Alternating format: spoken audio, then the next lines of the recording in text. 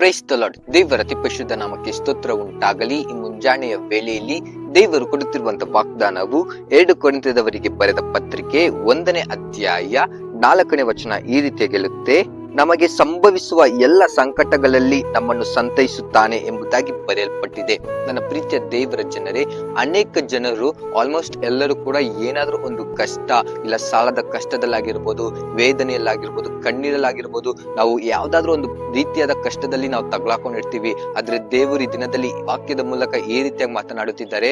ನಮ್ಮೆಲ್ಲ ಸಂಕಷ್ಟಗಳಲ್ಲಿ ದೇವರು ಸಂತೈಸಲು ಆತನು ಶಕ್ತನಾಗಿದ್ದಾನೆ. ಈ ಲೋಕದ ಜನರು, ಮನುಷ್ಯರು ನಮ್ಮನ್ನು ಸಂತೈಸಿಲ್ಲ ಅಂದ್ರೆ ದೇವರು ನಮ್ಮನ್ನು ಸಂತೈಸಲು ಆತನು ಶಕ್ತನಾಗಿದ್ದಾನೆ.